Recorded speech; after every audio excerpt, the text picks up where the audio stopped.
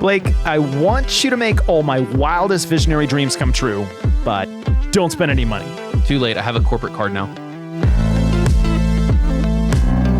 Welcome to the ChurchGear podcast, where we pull the tech out of the booth and onto the stage to share the most outlandish stories and hidden wisdom from the tech trenches. And now, here are your hosts. I'm your host, Blake Hodges, a man who has never felt any fear of using his corporate card to just max out the limit anytime Toby has an idea. And I'm here with my co-host who has never maxed out his card because he uses Drew and Dave's cards, Toby Walters. You realize they're all the same card, right? They come from the same bucket. But they're linked to different names. So when we get That is true. When we get audited, Drew and Dave will go down instead of you. I love, occasionally I'll get notifications like this card number, and I don't know whose card it is, but this card was declined at whatever because the user is over their limit. And I mean, all I have to do is go into the, software and just like change the limit, or Frank or Brian can go in and change the limit, but it's always curious to see where did it get declined? And are you just over your limit, or you're somewhere where you're not supposed to be? Like, that's never happened. Except for that time that I was at that casino. That's right. Otherwise. So we did, one of our drivers was getting gear at a church in Vegas, and he stopped at something that like the credit card registered as Harrah's Casino, but he was just stopping for lunch at like a restaurant. And then the bookkeeper categorize that as just owner draw. Like I'm randomly going to casinos and charging it on the ChurchGear fund. Like, yeah, that didn't happen at all, Miss Bookkeeper, but that was pretty funny. And what I just heard is I can go to the casinos now and it won't even be tracked to me. Yeah, and it'll just be like owner draw. No. I'm putting it all on black. Yeah, it the doesn't whole really company. work that way. So, Blake, I got to hang out with some of our church production friends this morning, and their church is doing a huge building campaign. It's very much a community-driven, like mission-driven building that they're putting together.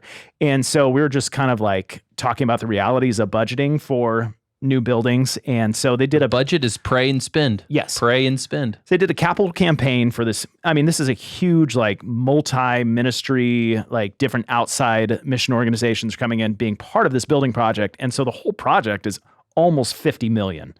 And so we asked them. That's almost how much money we made last quarter. Who? That's a joke. Yeah, not me. So we asked them, okay, out of the $50 million, what's your production budget? And they're like, I think it started at $2 million, but now it's down to like $200,000.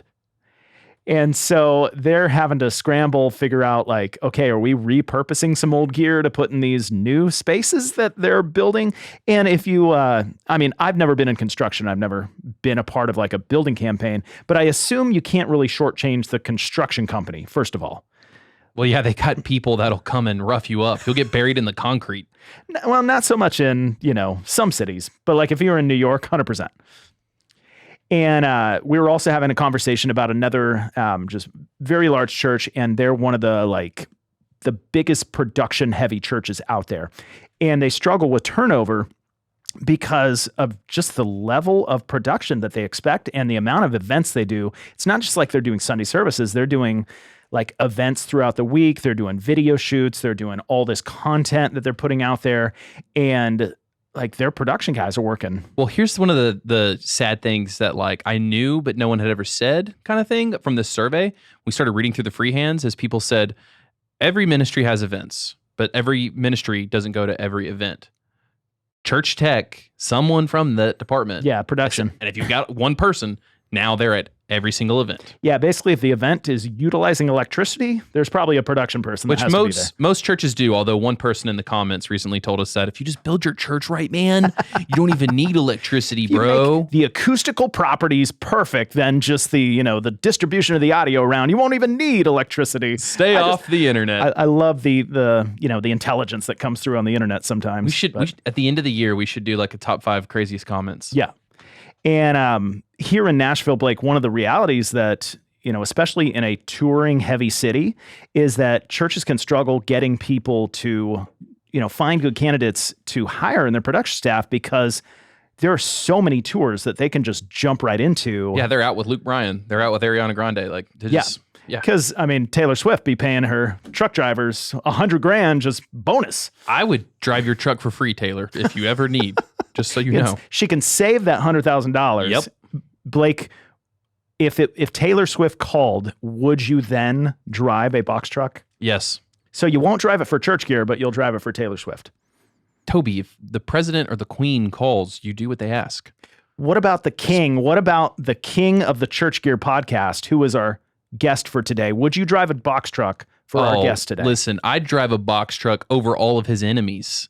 The audio production lead at the crossing at Chesterfield, the man, the myth, the legend, someone I'd drive a box truck into Canada for, Scott Ragsdale. Scott, welcome back to the pod. Hello, gentlemen. Good to see you both. Do you have any need of a box truck in Canada? Or any enemies? I'm not in Canada, so no. Well, that's And great. I like how you chose Canada. Like, Canada is like the nicest place on the planet as far as just it's a like far distance, bro. I know, but you'd think if somebody said, hey, I want you to drive a box truck into Afghanistan or something, like a war zone, like that's when you really test your. How am I getting the box loyalty. truck? How am I going to get the box truck across the seas? I can drive to Canada from I here. see this as like an end of the year episode where we track, like, we drugged Blake and we put him on a plane to Afghanistan and then put him in a box truck. And so the only way you can get home is to drive this box truck through Afghanistan. If I didn't have a heart attack and die as soon as I woke up, I'd be very happy with myself. Scott, you hold the record for the most podcast downloads on the ChurchGear podcast. So you are the king of the podcast. Toby wasn't being hyperbolic for the first time in his life right there.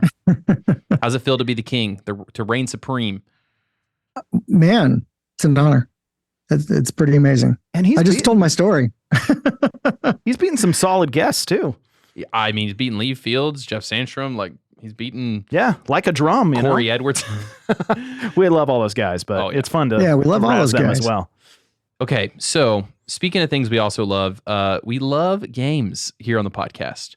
So Scott, we turned it around because we're doing a series and also you're a returning guest. So kind of mean to ask you to do 10 truths and a lie at that point. For this one, we're going to do 1 truth and lies, write-in edition. So on our survey, we had I don't know if we told you this, we had a Church Tech Pay survey that we did for this that had over 400 respondents now.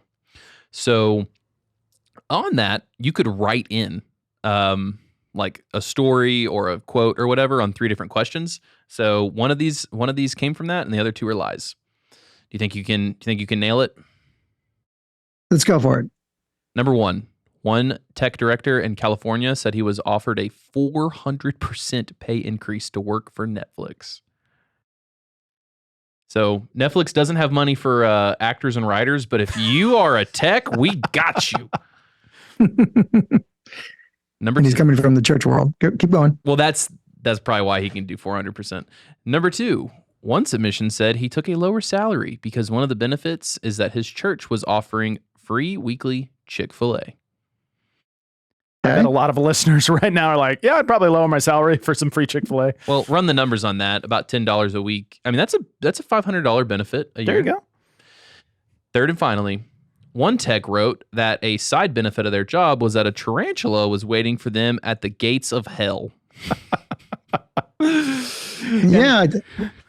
I see the Yes. benefit is in quotes. Well, also, does this imply he's going to hell? I don't know. It's very interesting. We're getting in trouble. All right, Scott, what do you think is the actual one that somebody wrote on our survey? I'm going to say the 400% pay increase. What would that be? Like, what would 40,000 be at a 400%? Can you not do math, Blake? Just multiply by 4. Toby, you're the math guy. I guess that's 160. Yeah. Scott, the truth was actually the last one. Someone wrote in this random story that ended with they have a tarantula waiting for them at the gates of hell. That is the most. Never mind. Yeah. No, say it. Well, how do you quantify a truth by something being so astronomically non-biblical? We But did anyway, it on purpose to mess with you, Scott. So. I know. So let's keep going. Look, every king needs his court gestures, and we were messing with you with that game. Okay. So for the 1% of the podcast that doesn't know who you are, we always start with a little bit of background. What church are you at right now? How long have you been at Church Tech? What's your social security number? Yeah, currently I'm at the Crossing in Chesterfield, Missouri. It's a great church. I've been doing this well over 30 years, mostly in churches, from a church in St. Louis before the Crossing called Life Christian Center, and then Willow Creek Community Church in Chicago for 14 years. Went on tour for 5 years. And like I said, I'm now working at the Crossing in Chesterfield, Missouri. And Scott, how many people are on the production staff at the Crossing? I guess your campus, at least. Man, that is a very good question. I'm going to say 20. Daggum. What is the record that we remember? We have 4 campuses though, too. Yeah. Yeah. The record that I personally remember was being at Christ Fellowship in Miami. And again, I think they have 8 or 9 campuses, but they said they had 46 on their production staff. That was by far the biggest I had heard.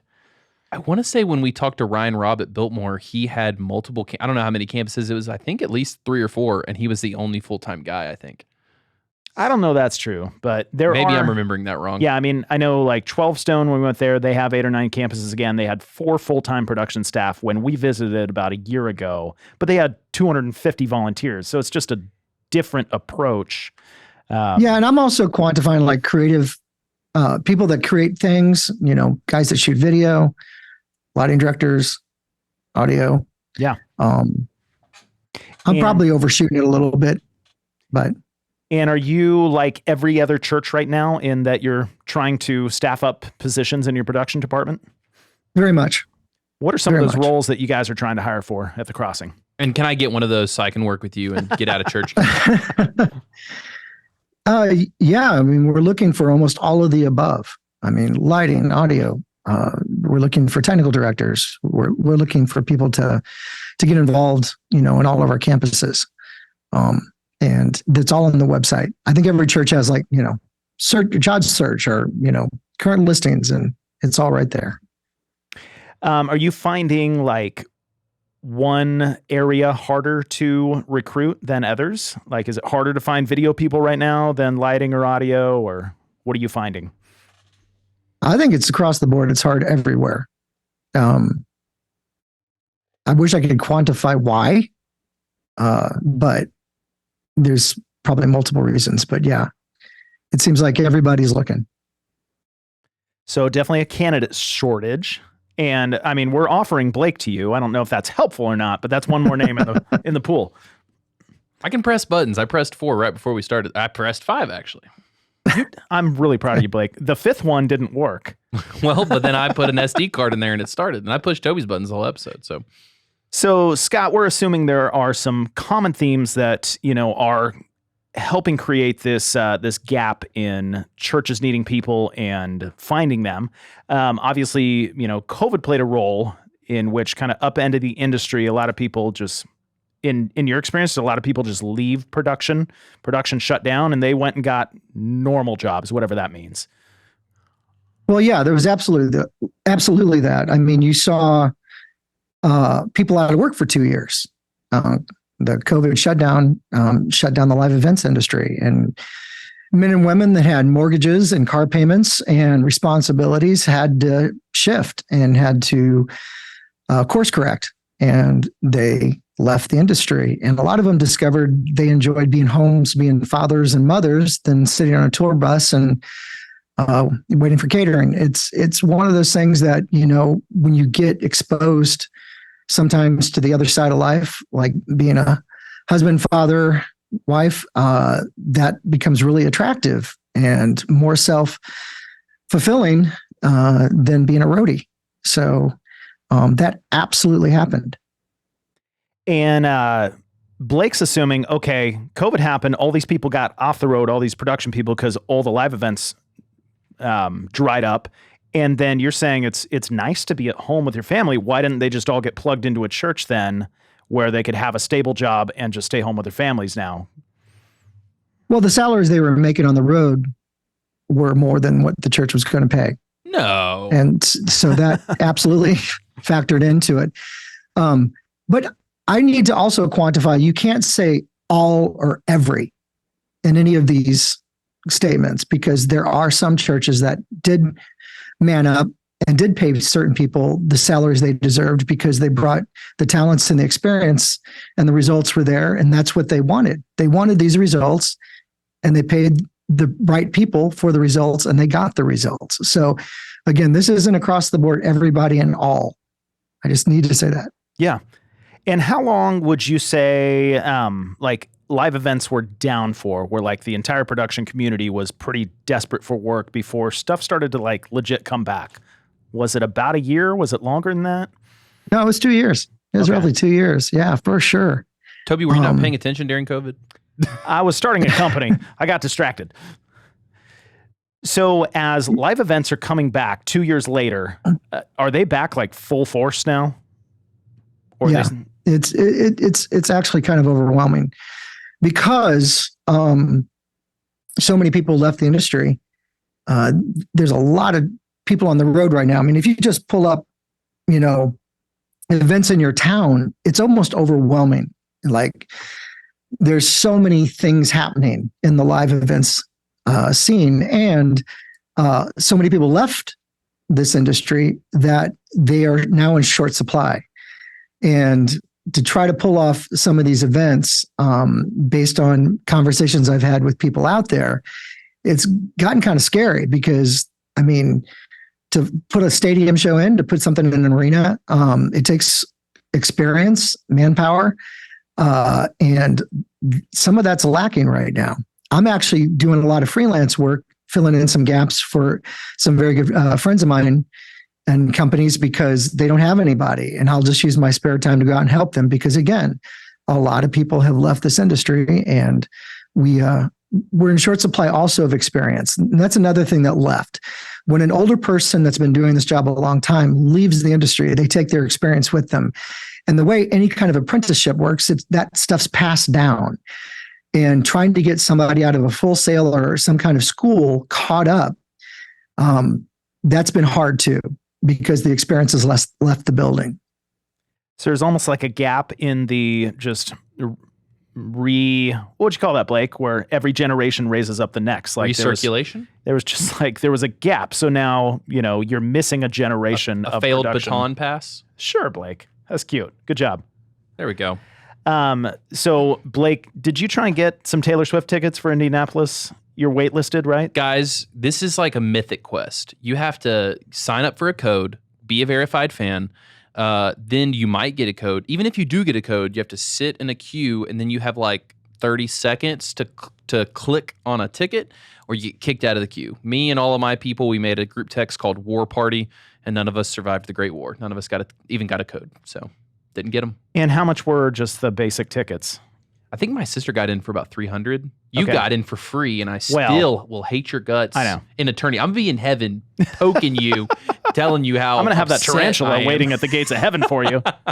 So, Scott, what we're seeing is like the live events are back full force, and they are expensive. Like, these concerts are crazy expensive. So, I mean, are these live touring companies just paying really well because they're so desperate for qualified people? Now, there is some of that.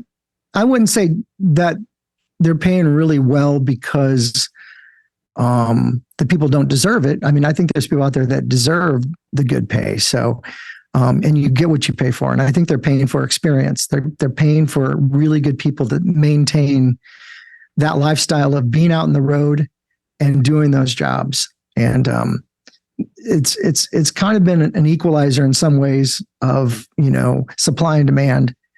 And people are able to kind of get, usually, in my opinion, what they already should have deserved before. And that's been a good thing. But again, there's a lot of people missing from the touring world and just from the live events industry world because of COVID, and just decided to take the off ramp and do something else. Yeah, tight labor market tends to bode well for wages. So Yes. we're in kind of this unprecedented territory for churches, and us and you as well, Scott. Like, we want to be very open that, like, we love the church. It's why we do what we do, and so our whole intention is not to throw churches under the bus, but to try and help educate churches in, we understand what you're trying to go for, and we want to help you get it. but there may have to be some hard conversations around, this exact subject, for example, of what you're going to have to pay in order to get qualified people into your production staff.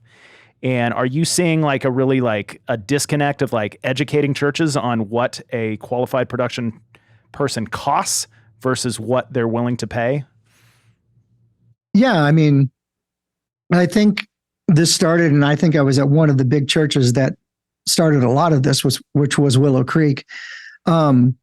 You've brought highly technical pieces of gear, audio, video, lighting into the church.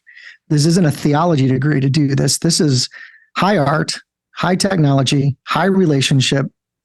It takes a long time sometimes to gain all the skill sets to master these tools. I remember going back in time, we did an arts conference and Robert Scova was there, and he used the term audio janitor. That sometimes what the audio guy was looked at was, he's on the same level as a janitor. Well, that's not the case. The amount of understanding across all the things I just said, high art, high technology, high relationship, the skill set's very high. That is something that's not at a janitor level. A lot of people go to school for this too now. So there is a degree of monetary compensation that needs to follow. The other thing is, I learned a lot of my skill sets in the club. I go on the Scott road. in the club. I can totally see it. Just Scott's dancing in the club. Well, it's called 1980. So where people learn these skill sets now is in church. This wonderful gear is in youth groups. It's in the main house. And what I discovered on the road is a lot of the guys in Nashville that I kept meeting doing front of house mixing, monitor mixing, learned in the church because that's where the wonderful gear is at. But they didn't stay. And that's the question. Why didn't they stay? Because they felt called to it. They really loved doing it. But suddenly they decided to get married and get a mortgage and a car payment, and the salary wouldn't match. And I heard stories of them going to the church leadership and asking, hey, I'm kind of at this, point in my life. They've been doing a great job, and the church wouldn't budge. So it was see you later. And I met several people out there on the road that has that same story. So yeah, there's a discrepancy. Yeah, we've heard kind of the analogy of audio janitor. I mean, we haven't heard that term, but we've, heard that the production staff and the janitorial staff were historically seen about on the same level. You've said that before, Toby, once, and I dismissed it because, like, Scott's real church tech here. This blows my mind because, guys, I was a janitor for 2 years. And I got to tell you, church janitor and church audio tech are very different things. Like, all I had to do was change the trash and wipe the commodes. Like, that's different. And Scott, Willow Creek, obviously, a pioneering church. And so they were getting these incredible levels of production before almost any other church. I mean, I remember being at my church growing up in the 90s. And honestly, I didn't have any more skills than the janitor had then. And it was enough to run the sound system, just a little 16-channel analog board and get a decent enough mix. And we just had, a couple praise singers and a music director. And like, that was it. So there wasn't a high level. But your experience at Willow Creek and now any mega church is like, it's a totally different world than it was 20, 30 years ago. It is. And I'm going to circle back to that all and every. I mean, not every church runs at that level. So if you're working at a place that has maybe an audio console and doesn't, there's different levels of this craft across the board, just like there would be different pay scales based on, where the tech is in every church. I'm seeing that most churches are pretty highly technical. With doing online broadcasts. I mean, if you're wanting to get in this business, I would specifically look for a church that's doing it at a very high level. And at the same time, hopefully the pay is there to match the responsibilities. The one thing I also want to say is, I still feel like we're talking about a church here. So this is a calling. This isn't just going to get a paycheck. When I started working in the church back in the early 90s, I wasn't there to get a paycheck. I was there because I wanted to be there because I felt good about what I was giving my time to. And to me, that's what we got to understand what money is. Money represents the amount of time you're spending doing something. There's a compensation for time spent. And I found a very good feeling and just doing what I was doing inside a church. And that's why I didn't go on the touring road for a long time. And it was quite satisfying to leave at the end of the day and know that what I'd given my time to was something I believed in and an eternity purpose. And I just always want to keep that at the forefront here too, because this isn't about bashing churches. I want this to be more about a good conversation about where a salary should be based on experience, the needs, and how much money is being spent on production based on how much are we spending on the people's salaries. There should be some quantifiable, relationship there. So Blake mentioned we did the Church Tech Pay survey, and 400 respondents. Blake, where was the average salary range? They were making double what I make currently. The majority was 30 so to 40. $12 an hour? Yeah, they were making 30 to 40K. That was the majority answer, Scott. With 70%, if you took 70% of respondents were under 60K. And so, just doing some research on the internet, I found The internet. Did I say internet? It said something. Internet on the Facebook. So I found that USA Today said that the average Amazon driver makes $43,000 a year. And then salary.com said the average fast food manager in America makes $46,000 a year. With the new contract, UPS drivers make, with benefits included, $170. 170? Yes. Dang. I'm going to quit and become a UPS I was going to driver. say, if I was in college right now, I would quit and I would be a UPS driver. Yeah. So obviously, and Scott, we absolutely echo your statement as far as, working for a church is a calling, and it's something, it's a high calling, and it's a wonderful thing. And we want to encourage people that feel that calling to get into churches, but you have to be able to pay your bills and provide for your family. And the Bible is very animate about that. And so, just what you're saying about we have these skilled positions in these large churches that have incredible production levels, yet they're oftentimes not even matching what they could make delivering Amazon boxes. And so how do we help educate churches to reconcile these things, to get what we all want, which is just to be able to serve the people through the church? If you've got a young man, a young woman that's showing up doing these jobs, again, I've only got kind of the reference from the things I've done. Production's never been a 9-to-5, and there's no such thing as a work-life balance in production. I will make that clear now. And that if you're doing weddings, funerals, choir rehearsals, band rehearsals, midweek services, weekend services, like any kind of ancillary meeting, anything that needs tech, there's a lot of stuff going on. You need to realize if you got somebody sticking in there that's doing a great job, good heart, and nailing all these things, you better want to keep them. Just really, if you can pay them better, do it, because that's hard to find. Not everybody can mix. Mixing is not like, oh, I just want to mix. It doesn't work that way. It is an artistic gift. Not everybody can do it. You can teach technical things, because a lot of times I've seen, like in a church, where the main fader has already been dialed in by somebody of experience, and then somebody comes in and, oh, just push up the fader and it's good to go. Well, the knowledge it took to make that fader not feed back was used somewhere. So again, it's quantifying all of the things. If you can just list out everything that's going on inside of a single church and realize that person is showing up morning and night to pull that off, and they're doing a great job, you better want to keep them. And to me, they have deserved a salary that helps them live life in this crazy world we live in right now with this high inflation and everything else that's going on, and not look back in time. I think sometimes salaries just haven't caught up. And I've got some statistics I found even it's not just the church, it's everywhere. We're kind of living in a time where we haven't advanced salaries as much as inflation and the cost of living has gone up. And those are just basic mathematical facts. Now, again, there's got to be a conversation and a lot of, love here to figure this out. But I think trying to help people and keep them in the church when they're doing a great job in the tech arts would be awesome to figure that out. And I also want to say that I had a really good conversation this past week along some of these lines with Pastor Tim Bounds over at the Crossing. Shout out to Tim.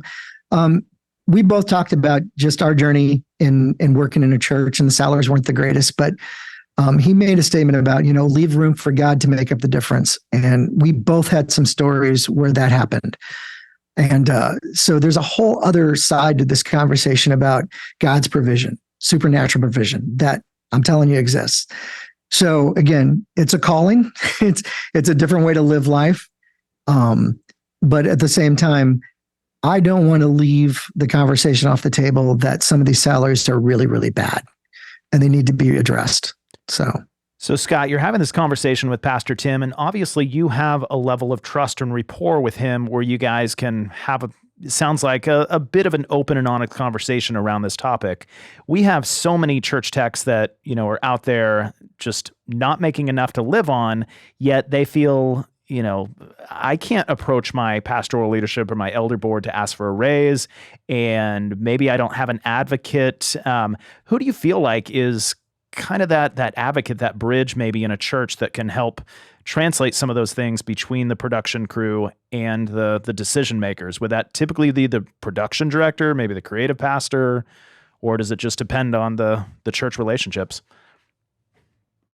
Man, my mind's spinning here because I've lived some of these things. I've kind of learned that, if you got fear in doing anything in the church, there's a problem, because the Bible's pretty clear about fear, and we're not supposed to be operating in fear or be afraid of our church leadership. That's kind of pretty awful.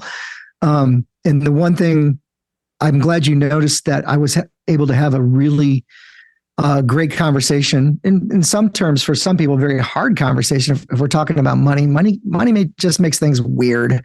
I hate that, but it's a part of our life. So let's just all put on our big boy pants and let's just go there.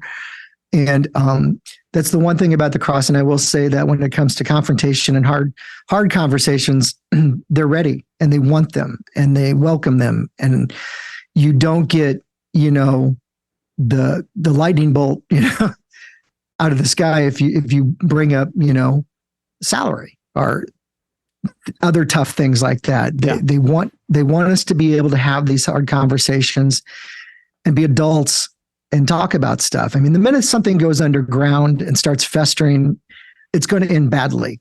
And so I wish more people would be able to honestly talk about, things like salary in a church without feeling fearful of getting fired or repercussions. That just feels so evil and wrong.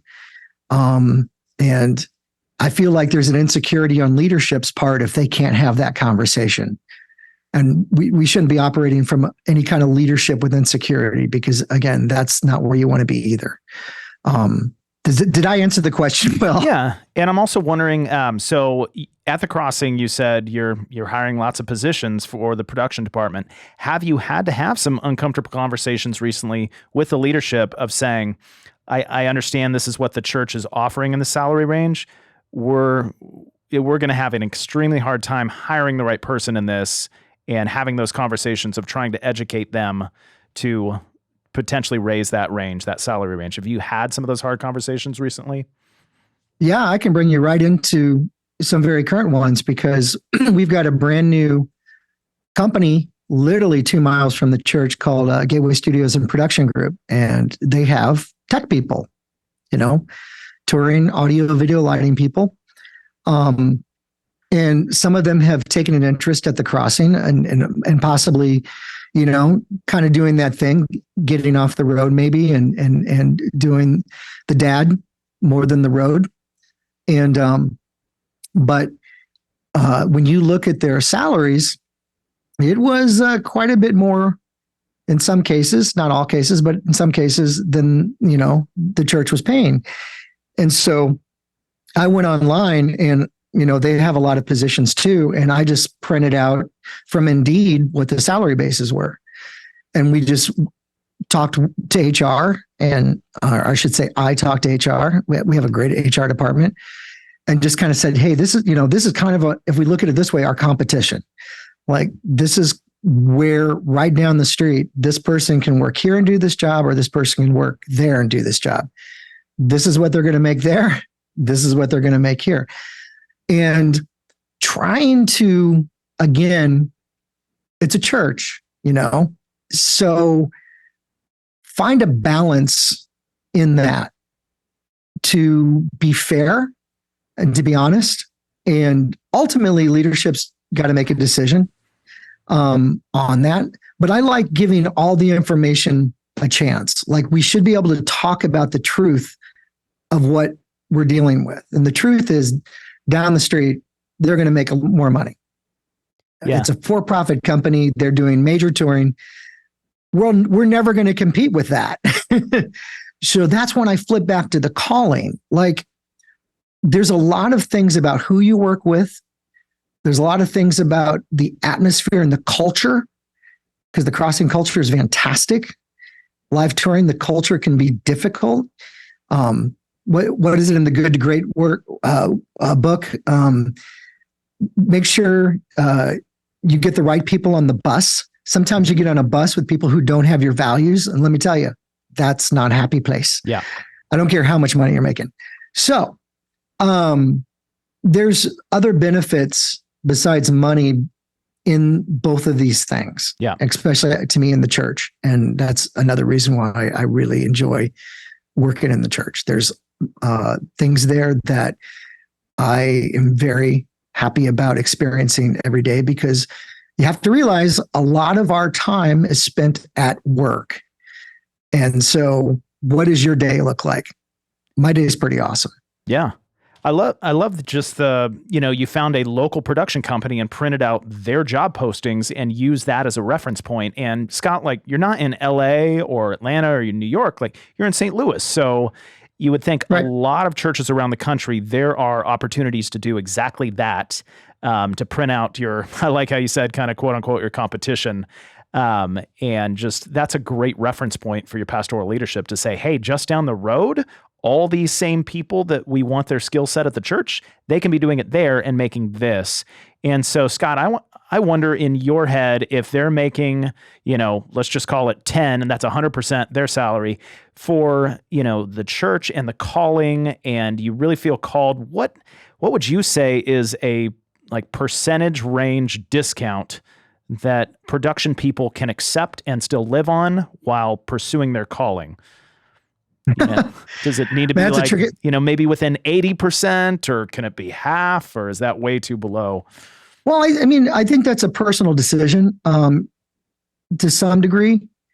I really appreciate that. That's a really great question, honestly, to figure out, what can you make or maybe not make and still live comfortably. Those are going to require personal sacrifices. Like, how much do you need to live on? What can you give up and not feel like, you've lost part of your life, so to speak? Do the calling and the ministry and the things that ministry does for people, through helping them in all kinds of ways, mean more and more satisfying than, the paycheck being more money? You have to think through all those lenses. It's a vast decision, and the variables are many. And again, I've never chased money, so I just love doing what I'm doing. And I just found that if you show up, make yourself invaluable, be great to work with, and just, I'm going to circle back, because somebody said this. I just said something that just triggered something. One thing we're finding, and I will go to the organization I just mentioned, who gets a lot of young interns, is showing up. Like, you kind of disqualify good pay when you don't show up, or you show up late, or you don't follow through on instructions, or, like, again, this is the other side of this whole pay thing. What's the value are you bringing to the company? I think in some ways there's a disconnect, what you learn in a school classroom to what actually a live production environment entails, like wrapping cables, maybe cleaning dirt off cables that came off the road from a tour. I have stories of people that didn't last a week when they were asked to do those things in this industry. And that's a part of it. So when you want more pay, you've got to think about, what value are you to this company? What are you doing every day to bring a positive thing, whether it's mixing audio, running lights, editing video? There's got to be some quantifiable things that justify your argument at the same time, besides, again, just asking for more money.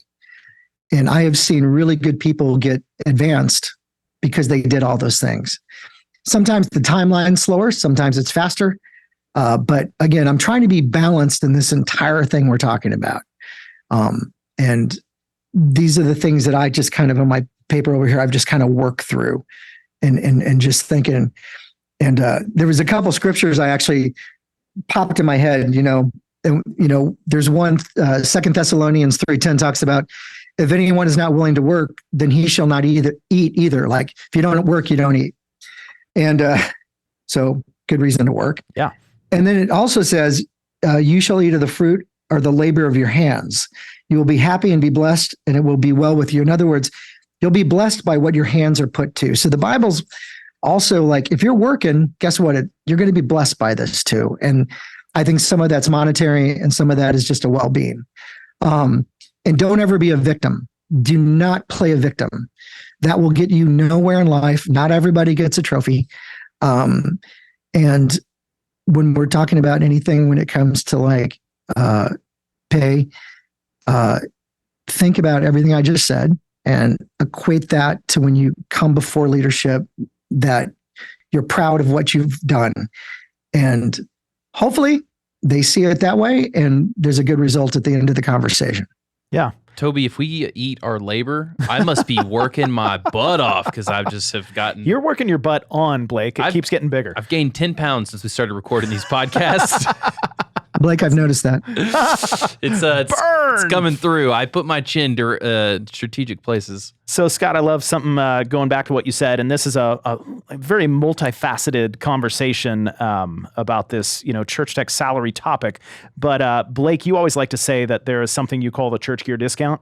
Yeah, it's cool. It's fun to work here. You get to wear shorts, so you're not going to make as much as working corporate. Theoretically, you don't know that. But I said that very condensed, but yeah. Blake, you're making a point. Some of my friends work in corporate world, and their suits cost more than my salary. I go to work in tennis shoes, black t-shirt, and shorts too, and so that actually is a bonus back to me. There's another thing that I want to bring up. A lot of people wouldn't know this because they've not toured. Touring people pay for their own health insurance. If you're working for a company, you get benefits generally, and those benefits can factor in to a pay scale too. So the touring people a lot of times make more money because they are paying for a lot more when it comes to benefits. They have to save. They have to create their own 401ks. There's no matching. There's that's a whole nother conversation about thinking about those things, that if your salary's a little less, but you're getting benefits, well, there might be some interplay there that you might be making close to the same because of those factors. Yeah. yeah, benefits definitely plays in. I think, something that we don't put a monetary value on, but absolutely has value is just the culture of the church. And I'm not saying every church has a great culture, but if your church does have a healthy culture, and Scott, it sounds like you love the culture at the Crossing, and like that's really hard to put a monetary value on, because it's worth a ton. It's a benefit to have friends, it's friends benefit. Oh my gosh. I'm just I mean, the interesting thing is, if you've noticed in the touring world, and I'm really happy about it, they've been talking about mental health a lot. I've seen a lot of people talking about getting counseling, really actively going for help when it comes to mental health. And where I'm currently at, that's a high priority. The senior pastor's been to school. He's fully degreed in psychology and counseling, and I love that. I had a schizophrenic brother, so I understand mental health firsthand. And, I don't suffer the stress that I had on the road. That's one of the things. Another thing Robert Scoville told me when I got the job mixing on the road, he told me, he said, "Hey, there's a lot of stress in that seat, the hot seat. There's a lot of stress. And we don't always talk about it, but I want to make you aware of it." And he gave me some really good advice there. And again, there's stress at both places, but I will say, I do think the stress that I'm handling inside the church is far more acceptable and healthy than it was on the road. So if we're looking at the road, let's say, somebody says, "Hey, I can make $400 a day out on tour." And I mean, I'm not a touring guy, so I don't know if that's 100% accurate, but I think it's within range depending on the position. And they're thinking, I can tour 5 days a week, and then you add that up, and like, that's a good salary. But then Scott, you're saying, well, you got to pay your own health benefits. You got to pay your own retirement. You're on the road 5 days a week. That takes its toll. And so I think kind of what I've heard you say, Scott, is like, a lot of people do that when they're younger, before they get married or before they have kids. And then they want to get off the road, and like, they grew up in the church and they love the church, and they would love to then take a position at the church. But when it's now like the job is $45,000 a year and they were just making 80, like, they literally can't afford to take that pay cut. And so, I feel like we have to find some middle ground where churches are paying enough where these guys can make a living, and maybe there's still some flexibility, as you're doing, to take some outside gigs and help make up for that. But do you feel like we've got to come to some sort of middle ground here to help the church and help these candidates? Yeah, I think you nailed it. I think the two references you just gave are pretty spot on. And that's a real reality on the levels of monetary pay that somebody coming off the road would be getting. And again, I'm telling you, I have used touring friends at the Crossing in the expertise of job getting done quicker than later, and the quality of the work just being exceptional has proven itself. So if you've got a guy that wants to get off the road, that has years of experience touring, there is so much more you're getting. You're getting his network. You're getting a vast amount of knowledge that doesn't come from anywhere else but doing the job. And I guarantee you are going to benefit in more ways than you can even imagine. So try to get as close as possible to what he used to make. I'm not saying pay what he used to make, but factor in the benefits and try to get there, because the reward will be great. And is there, like, have you seen real value in yourself and then other church production candidates where the church gives a certain amount of leeway to take outside gigs to try and make up some of that difference? Yeah, I think that's just smart to maybe factor in time for doing freelance work to make up the difference. I think that's a good handshake. I think that's smart. It keeps them fresh, keeps them exposed to new technology, just to new, and they'll bring that back home. And I think it keeps everybody in a really good place relationally. So yeah, absolutely do that. And then flipping it around, does the crossing use contractors on the weekends to help fill those gaps? We do.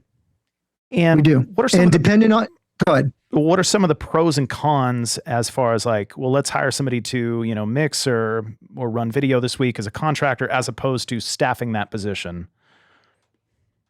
It depends on the need in the week. It depends on what needs to be prepared for the weekend service, if I quantify it like that. The way I'm using contractors, it's pays based on experience, and we've got a scale that we've been using, and it's been working because I brought a lot of my knowledge of that world to the church, and again, had incredible conversations with my church leadership, and it's been an incredible partnership. One of my engineers that I use, his name is Matt Fitzgerald. He's from Fenton, Missouri here. And he's currently doing monitors for Bruce Springsteen. And his resume would have everybody from Peter Frampton, Ringo Starr's All-Star Band, B-52s, Garbage. I mean, this guy is at the top of his game. And when he's off the road, he loves coming over and working with me. And he's so professional. And the first time he did monitors for my stage, all of my bandmates and vocalists were just like, what is this? Like, they really experience like what a pro brings, and it's money. And he was totally satisfied with what the church paid him.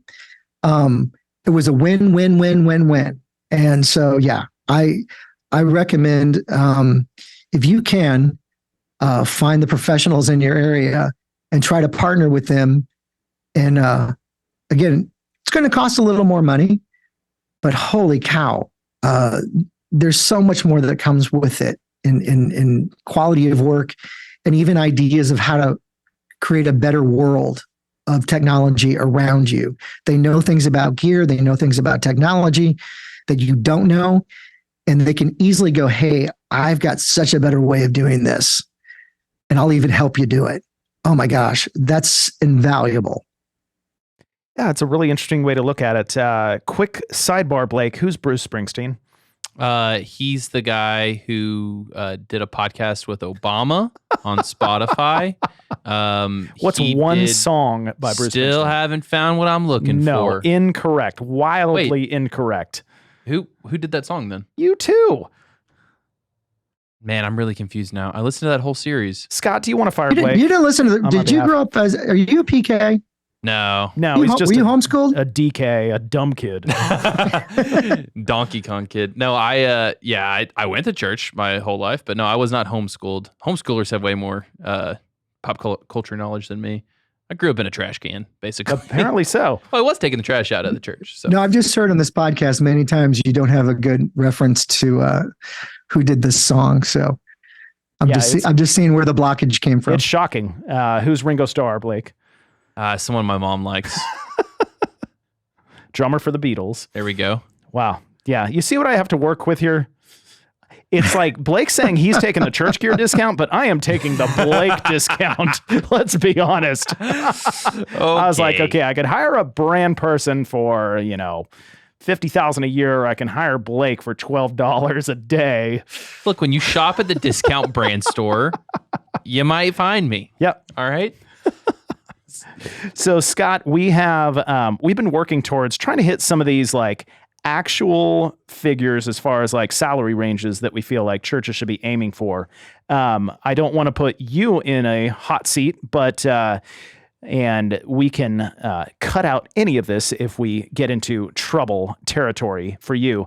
But we've already had to cut out all of us cursing. Yeah. So I wanted to, that's me. Throw out some positions and some just salary ranges and see your feedback if you think, we're on the right track. So we're going to hit you with some of this information. So like a tech director, production director at a church of your size, depending on, there are obviously factors, whether you're in California or whether you're in Right. I was going to say location. Location is big. So, a church your size in California might be paying $90,000 a year, and a church in Oklahoma might be paying 65 to 70. But, a church of that size should be expecting to pay at least 65 to 70 for a production director, of a large scale. And then if you're, global multi-site director, then you should be thinking, if you're in California, you're probably over 100 at that point for a large multi-site church, like global production director. And if you're, low cost city, you're probably 75 to 80 for a global role. It's kind of just general ranges we're looking at for that. Do you think we're in the ballpark? Yeah, I think you're in the ballpark. I mean, cost of living in different parts of this country are vastly different. Yeah. And you've got to factor that in. I mean, you can do that.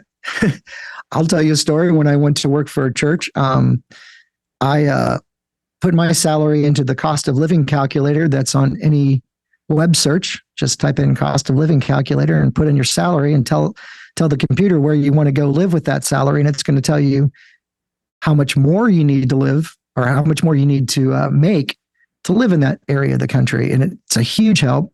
And it's a great negotiating tool for you to go into a salary discussion that's right there on the internet.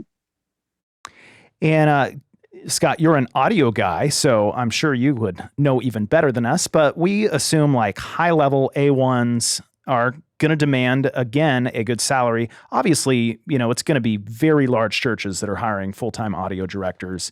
But we assume, if you're out in California, you're probably, 80,000 plus. If you're in the Midwest, you're probably, 60 to 65 at least for a high-level A1. Is that, in a expected range? Yeah, I mean, that doesn't feel awful. And our experience so far, we're finding this current climate is that video people are demanding a little bit more. That as churches are going with such a huge video presence, they're trying to get storytelling elements and just visuals throughout. That video people are even making 10 to 20% more than audio people, even when you're talking about the same skill set. Are you trying seeing to start any a of that war trends? between 100%. the ABLs? No, we must stand unified.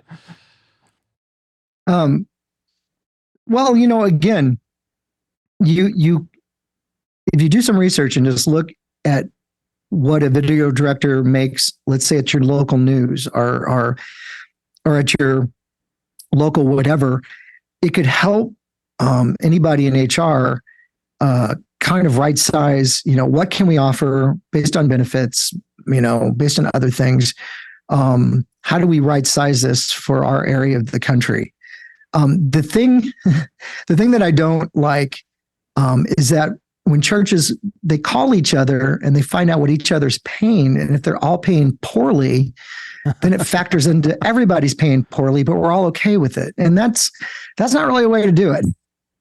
We need to be smarter and more proactive in caring for people that do these skill sets because they really matter, especially in our day and age of the internet and streaming, to really honor good salaries for these folk and know what they could be making if they weren't working there.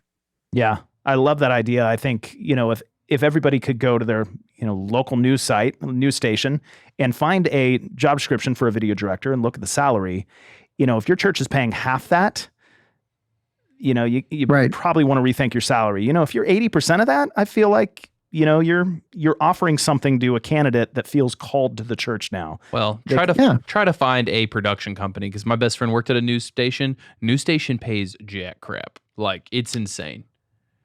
Newsflash. I'm serious. Like, he left. Yeah. Started running, I don't want to get too in his personal life. Let's just say almost tripled his money working in a marketing department that he doesn't even know marketing. My next question would be something that I'm dealing with right now. If you are young and entering any profession, you're a rookie and you're not going to get top salary. It's not going to happen anywhere. So I would say, well, how old was your friend? How experienced was he? But you don't answer the question, right? I mean, I don't really need the answer. What I'm saying is, this is a principle that when you come into any organization, just realize, because I've been in a lot of conversations lately about salaries and whatnot, and age is definitely a factor. And there's time served that to me happens in any organization. And so we've got to be smart about this too. So I'm just trying to bring all sides to the conversation. And that has been one too. Just somebody coming right out of college or right out of high school and expecting a salary of such and such. And it's like, whoa, okay, you're not there yet based on these factors. So yeah, I'm just throwing that in there. And we also want to be, very animate that there are skill sets and emotional intelligence and leadership abilities that are necessary for these roles that, if you're coming off the road and you're thinking, hey, I've been mixing audio for the last 5 or 10 years out on the road, I want to jump in this production director role. Well, are you prepared to lead teams and develop volunteers and disciple people? About to say, not just lead, but pastor. Yeah, there's just a completely different level of people skills that's also involved in this, and where you've got to build up that leadership level as well as just your technical skills. Yeah, I would be really careful taking on those many hats. I mean, you are so correct. I mean, those skill sets, and it's a church, somebody that comes to you with a very pastoral question. How do you handle that, or how do you pass that off? The wisdom that you need there. It's way different than being, captain and commander of your own destiny and sitting behind lighting or audio desk and doing your gig and then leaving. This encompasses relationships, that EQ thing, the wisdom to do that. It's a lot. It's important. So yes. And even the young guys coming out of college, and let's say they're taking, a low level production staff role at a church, and they're going to make $40,000 a year. Like, even at that price, they're still going to have to develop young people. They're going to have, teenagers in the youth group volunteering underneath them. They're going to need some of those people development, emotional intelligence skills that come with that. Just, that's the nature of ministry. Right. I just think, some of these things some of these salaries haven't been reviewed for a long time. And my gosh, the inflation we're living in right now, my Chick-fil-A has doubled this year. So that Chick-fil-A benefit earlier was a pretty big benefit. Yeah. Now you're making $500 a week benefit in Chick-fil-A. Right. It's like we've got to be caring for our people to recognize the environment we're living in now. Here's the other side of that. Giving has gone down because people don't have the income to spend that they used to, or they're holding more because they're scared. And there's now this tug of war of the church staff needs to be paid better because they're living in this inflation, but yet it's a non-for-profit and it works on tithing, and now the tithing's down. Now you've put leadership in, a whole nother hard decision time. And so, it's looking at all of these variables that what makes a church, and how does it function? And still not negating everything else we've talked about. Yeah. Right. I feel like we all just need to give all pastoral leadership, church leadership, just a big group hug right now. Be like, we understand your job is thankless and it's hard, and yet God has called you to do it, and we love you. That's tough. I wouldn't want to be in their shoes. No way. But I'm not called to that. Totally. I wouldn't want to be in your shoes right now, because we're going to throw a tech takeaway request at you, which is very tough for the king of the ChurchGear podcast to give his tech takeaway. Oh my gosh. If you could, we kind of adjusted this for the series to be, if you could tell any church tech, exec pastor or pastor something in summation around this series, what would you hit them with? There's 3 bits of wisdom that I've garnished within this season. Did you hear that? The king is bringing us 3, not 1, but 3. Look at this man. That's why he's the GOAT. And just really think about what I'm going to say. I'm not going to explain it. There is no destination. You never arrive, and happiness is not a future event. Wait a minute. Did I just get Chinese food? You definitely got 3 fortune cookies. I like them better than the 3 I've had in the past. Yeah, this is all. I know it sounds heavy, but yeah. I've lived long enough now to understand what those things mean. And when you put goals in your life, you put plans in your life, but once you reach a lot of those goals, you realize I'm not done living. Like there's no destination. There's multiple. It's about the journey, and life is to be figured out. Everything's to be figured out. So realize that it's probably never going to get easy. It's what it is, but you've got the goods to figure it out. Yeah. I love that, Scott. Sounds like in life that there is ain't no satisfaction. That's what I'm hearing. I was trying to Google the Rolling it. Stones have been singing that a long time. I was trying to Google who sung it in time, but Scott finished his point too quick. I was going to say, did you know who actually sang that song? No, he did not. No, I grabbed Of course he did. Blake went off to the side of the desk with his phone real quick to see who sang Satisfaction. I knew those lyrics. I can't get no satisfaction. I was like, I ain't going to get no respect, though, unless I know Hey, Blake, who's the lead singer of the Rolling Stones? Dude. He's got moves. Mick Jagger. There you go. Kesha sings well about done. him. There we go. Whew, that was scary. Almost missed it. Oh, well, Scott. This has been fun, fellas. I appreciate you coming on. Thanks for the ask. It's not often you get to have the king rejoin you. You know, Elvis is gone. You are the new king now. So we just love having you around. Well, I like that you guys are tackling this. This is not an easy subject. I look forward to hearing the other 4 people you interviewed to hear their take. And it is close to my heart because the church has, again, chosen to bring these highly technical, highly expensive tools into the sanctuary. And we've got to understand the person that it takes to operate those things and to be healthy. The salary definitely is factored into that. So totally. Thanks for talking about it. And speaking of those salaries, we know that they're attached to some job openings at your current job. So do you want to plug any of that or anything else? Yeah, just go to the website. Like, I think every church has got one, current job listings, and check them out. And, feel free to contact me if you want to. This is the most intimidating plug, though, Toby. I can't imagine applying to work for Scott. I know, but I'm wondering if right after this episode, you're going to apply to work with Scott because you're like, Scott is the king. Listen, if I wasn't like born here, live here, die here, Tennessee, I would totally do that because, Scott's awesome. I don't know that you're qualified for any of the positions that... God qualifies the call, Toby. Listen, wouldn't multitudes of people come to salvation if I was suddenly mixing well? Like, that would prove God qualifies the call. That's true, but I sincerely It definitely would be a test. Yeah. It'd be a miracle, It would be a miracle, is correct. Oh, thanks for coming on, Scott. We appreciate you. Thank you, fellas.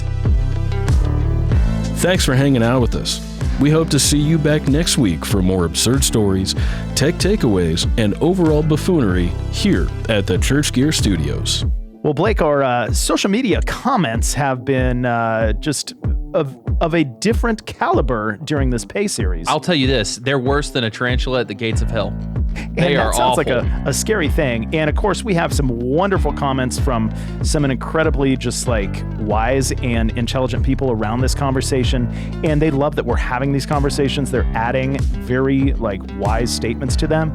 But we also just have some crazy nonsense. We had one person say you could run a church without any electricity. So, I mean, you can.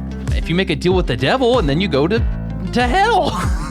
You can definitely run a church service without electricity, but if you're going to bring in a production system, you're most likely going to need some electricity. I'd love to run an experiment to see how many people could you get in a room before the pastor has to shout. Because once they are shouting, I don't think you're running a service anymore.